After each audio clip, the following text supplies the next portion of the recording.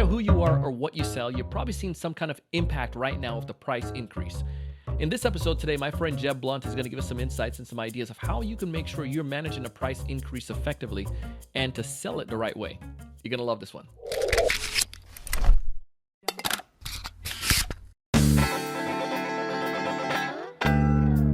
Hey, everyone. Welcome to another great episode of the Sales Evangelist podcast. I'm your host, Mr. Donald C. Kelly, the Sales Evangelist. And I'm so excited for another great episode. I'm so excited to be here with you today. I'm really excited for our guest. His name is Mr. Jeb Blount, and Jeb has been on our podcast probably about 4 times now, and that's kind of like a record.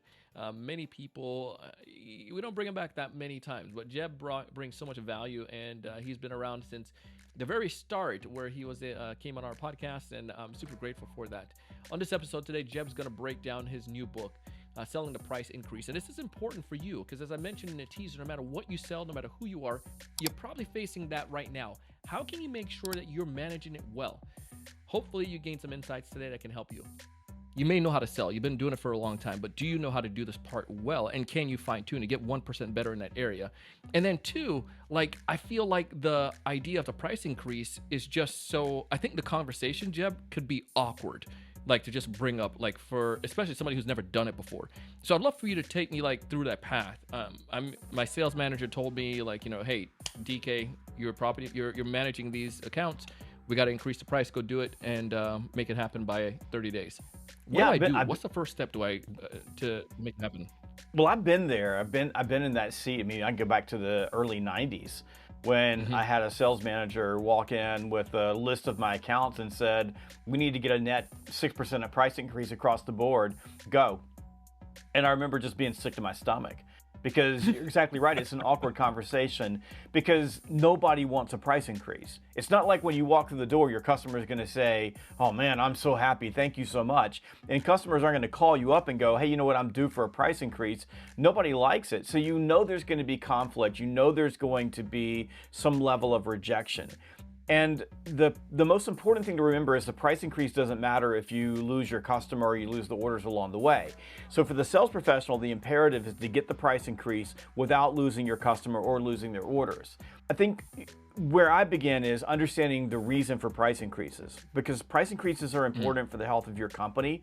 In some cases, if you're an account manager, they're important for the health of your income because you get paid based on account growth, and they're a big part of account expansion and selling.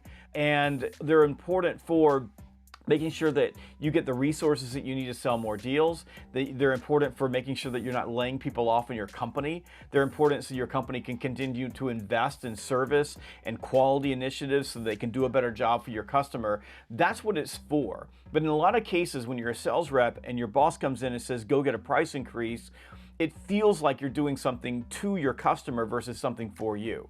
And by the way, or something for your company. And that's how I always felt. I felt like I was doing something bad to my customer because I had relationships with them. And a lot of these people were my friends.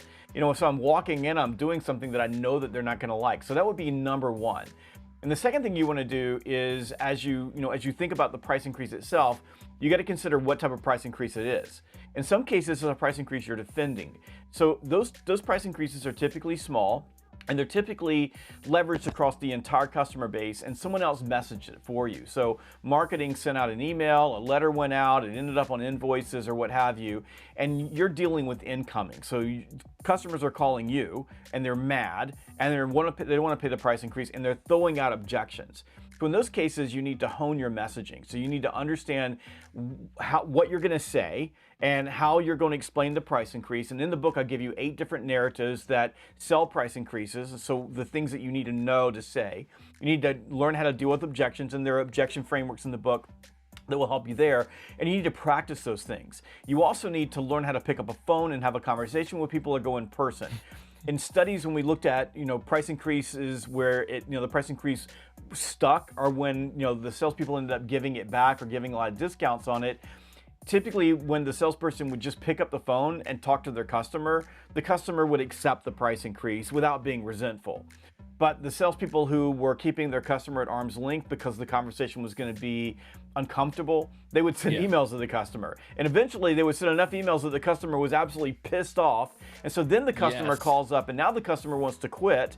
And then now you're discounting past your price increase in order to get the customer to stay. You're taking the price increase off. So you need to know that. And if it's a price increase where you're being sent out to proactively have a conversation with your customer, then you need to make sure that the relationship is solid. And if it's not, you need to fix that first.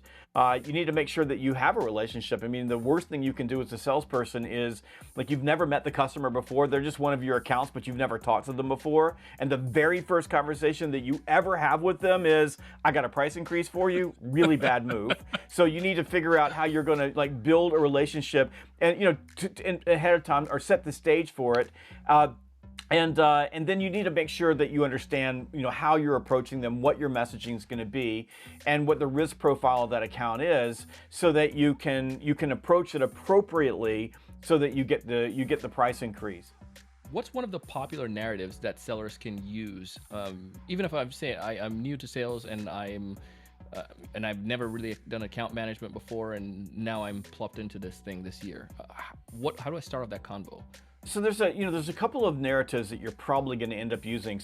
In this case, because we're in a inflationary period where there are supply chain issues, and in some cases, companies can just get a price increase because they can. And by the way, there's nothing wrong with that, because our job as businesses is to make a profit, right? So if you can get the price increase and not damage long-term relationships, why shouldn't you? But that's called an economic fairness narrative, and that's one where you've got to be good at this, but everything in your world has changed. Like, your labor costs have gone up, your energy costs have gone up, your supply chain costs have gone up, all your cost of business has gone up, and that's impacting your ability to service your customers. So in an economic fairness narrative, you explain why it's fair for you to get the price increase. It works because humans are innately fair. I mean, they understand fairness. So when you can explain it in a way that makes sense, then they're willing to accept the price increase. But you have to be able to do it in a way that makes sense. In some cases, that can translate into a continue quality or continue service narrative. So in other words, you've got a customer, they're used to getting a really high level of quality or a really high level of service. There are things that you and your business do that are unique from other businesses, the things that set you apart. So you may explain with economic fairness, hey, here are the things that are happening to us.